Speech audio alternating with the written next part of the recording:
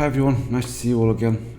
Welcome back to the channel. Today we are going to talk about a piece of subject matter that to me is very interesting, also very concerning, very disturbing. There is a certain school of thought in language learning circles on YouTube to the effect that learning a foreign language is basically, most fundamentally, about learning words in your target language. This is an opinion that is commonly expressed by he's probably one of the best known polyglots on YouTube. I'm not going to mention him by name here because I want there to be more light than heat in this discussion. I just want to focus on the idea itself here. This position to the effect that language learning is basically about learning words is complete and utter drivel, in my opinion. And I would like to spend a bit of time talking about why I believe that and why I believe that this piece of advice, because it is implicitly a piece of advice, is very bad advice indeed. We need to start off by thinking about what it means to say that language learning is basically about X or basically about Y. We all understand that there are many different things that are involved in language learning. To some extent, that will depend on the learner and what they're most interested in. And to some extent, it simply derives from the complexity of language learning. It isn't one thing. We all know this.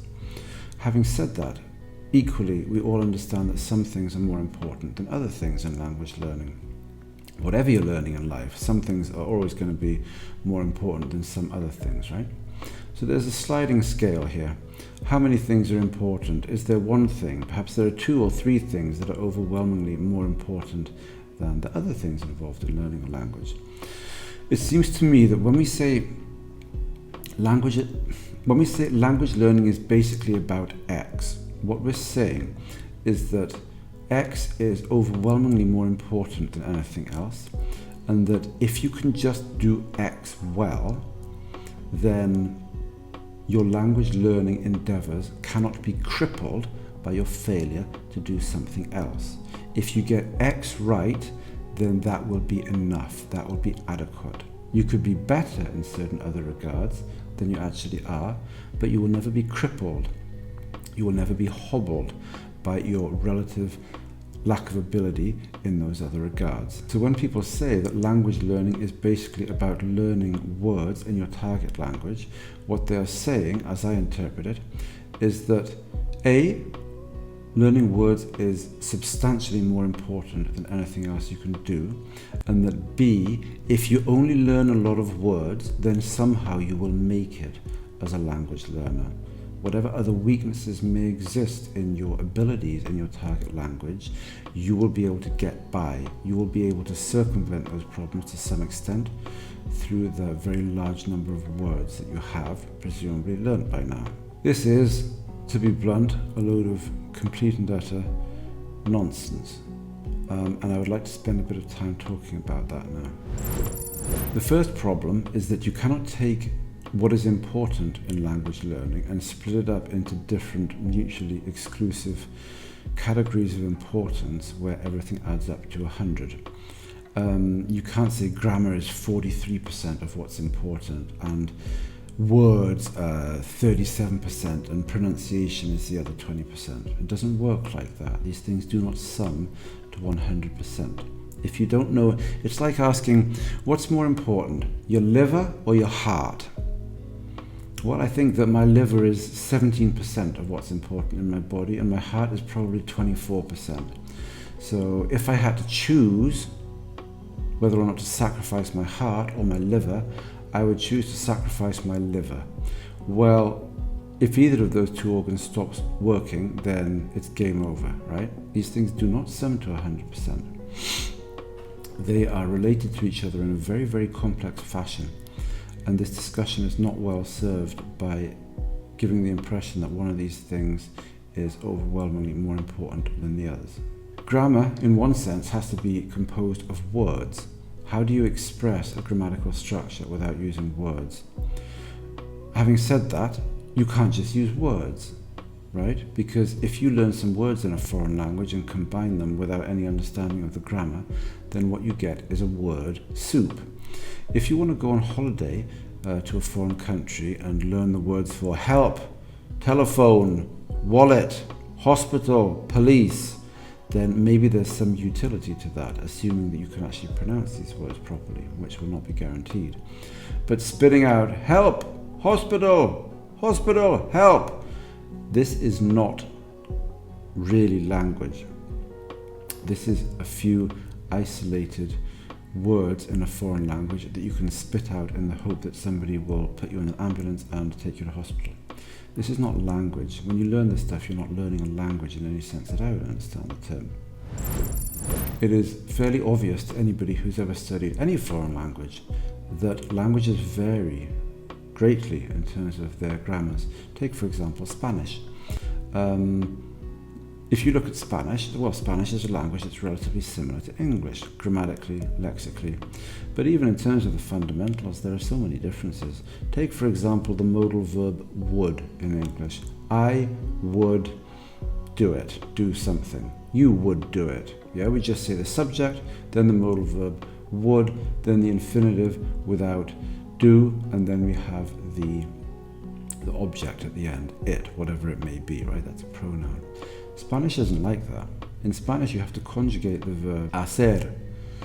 Hacer, in my accent, hacer, it would be in Spain, but I learnt my Spanish in Latin America, so there you go. Hacer. Hacer means to do. Yo haría. Tú harías. Él, ella, haría. There is no modal verb. There is no modal verb that you put in there. And that's just Spanish. What do you think it's like when you get to Korean or Mongolian? It's going to be really alien. A focus on words in that sense is something that's going to start to break down very, very quickly indeed, even when you move to a language like Spanish, which is quite close. Now, in one sense, I'm just stating the obvious here. People know this, or they should know it. But nonetheless, some people argue that learning a foreign language is basically about learning words, and it is not, and it cannot be, because the grammar of a language is not implicit in the words of the language in that bare bones sense. If you expand your understanding of what a word is to include the possibility of there being complex morphologies in your target language, then you could make a stronger argument for language learning basically being about learning words. So if you accept that hacer, the verb to do, maybe to make sometimes in Spanish, if you accept that that word effectively includes all of its many, many conjugations in Spanish into the many different forms that exist, then yes, you would be on more solid ground. But it's not obvious. Hacer, like many common verbs in Spanish, is quite irregular. The way it makes its would form, its conditional form, if you like, is a bit irregular, and it takes a bit of time to absorb this morphology. This really is grammar, right? This is grammar. When you start to understand these forms and how they work, you're starting to delve into grammar. And this is another point that I want to make. The more morphologically complex the language is, the more outrageously untrue it comes to be to say that learning a language is basically about learning words. Try speaking Japanese on the basis of isolated words you've learned. In Japanese you get omoshiroi, meaning something is interesting. Omoshiroku nai, something is not interesting. Omoshiroku nakattara, if something is not interesting, but that's still just one word. Because Japanese has this agglutinative grammar, words just get longer and longer. There are limits. They can't get arbitrarily long. But learning words isn't going to get you very far. You have to learn what to do with them. And what you do with a word depends wildly on the language in question. The best language to learn, if you think that language learning is basically about learning words, is going to be a language like Mandarin Chinese. I am learning Mandarin Chinese, and I've put over 3,000 hours of my time into it, and I'd say I'm rapidly coming up through a B1 level now into a B2 level. Sometimes I think that I'm probably operating at a B2 level already, but not always. Mandarin Chinese. No morphology to speak of. So with Mandarin, well, then I suppose you could probably say that it's basically about learning words, right? Because the words don't change their forms. No, that's garbage. That's complete garbage because Mandarin has a complex grammar. It has a complex grammar. It's much more complex than people tend to think. There's this naive belief that Chinese doesn't have a grammar or has a very simple grammar. You can just sling words together. It really doesn't work like that. Of course it doesn't work like that. How could it possibly work like that? No, that's nonsense. Now, if you try and cobble together some sort of Chinese sentence on the basis of words that you know and your own intuitions about how a language should work, then you're going to get a hell of a lot further with it than you would with Japanese. Because Japanese is much more alien grammatically and it has this very complex morphology that I just tried to give you a hint into a couple of minutes ago. But one of the interesting things about Chinese in my experience is this. I've studied its grammar. I have quite a good understanding of its grammar. I have some kind of vocabulary. And in the early stages of trying to output, as we have to say these days, you can't just say speak anymore. For some reason it's called output.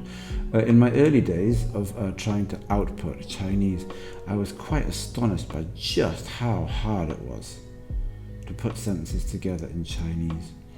You read something, you hear something, you feel you understand the grammar, you can explain how the sentence works, and then you try and speak and it just disintegrates in your mind, not completely of course. But it's terribly difficult to put Chinese sentences together properly, really hard. So no, language learning is not fundamentally or basically about learning words. Learning words is an incredibly important component in learning languages. Duh, in case you didn't know that. But no, you can't think about it like that. That's a recipe for disaster. That's a recipe for thinking that you can speak a language when you can't actually speak it properly. And there are examples of people doing that on the internet, but more about that some other time. I do not recommend that you evaluate your own progress with a language in terms of some number being spat out by some algorithm as to how many words you know. What does it mean to know a word? That's quite complex too. I don't think you should do that. When it comes to comprehension, you do need to know an awful lot of words. But being a competent speaker of a foreign language doesn't require as many words as you might think, because our ability to get our meaning across with solid grammar and a decent, well-internalized vocabulary is very significant. If you have a solid understanding of the grammar of a language and a good core vocabulary, you can say all sorts of stuff. You can't say it the way the natives would, but you can say it. Whereas if you have a better active vocabulary, if you have more words that you can bring to mind in real time, but only a weak grasp of the grammar, you're going to be talking a rubbishy pidgin version of the language in question. And if you've managed to kid yourself that your approach is a good, solid approach, then you may find that you have to go through hell later on to try and actually iron out all the wrinkles in your cruddy Russian grammar or Japanese grammar or Spanish grammar or whatever it may be. So do not tell yourselves that learning languages is basically or fundamentally or mainly about learning words. That is a bad mistake. All languages obviously have grammars, and meaning is communicated in a language via its grammar. And if you do not understand its grammar, you are going to have a tough time of it. And this is before we even get onto pronunciation. You know, every language has a very sophisticated phonological and phonetic system that is crucial to the way it communicates meaning. This is not some relatively trivial task that you can think about after you've learnt the language. If you don't understand its phonetics or phonology, then you haven't learned it properly in the first place. Anyway, there's stuff here for other videos to be made on other occasions. So that's it for today. A bit of a rant there, but there you go. Thank you for listening. If you have any questions, any suggestions, I would be more than happy to take a look at them down below in the comments. So I'm going to head off for now. Thank you very much for listening. I appreciate it. And ciao, ciao. Bye-bye.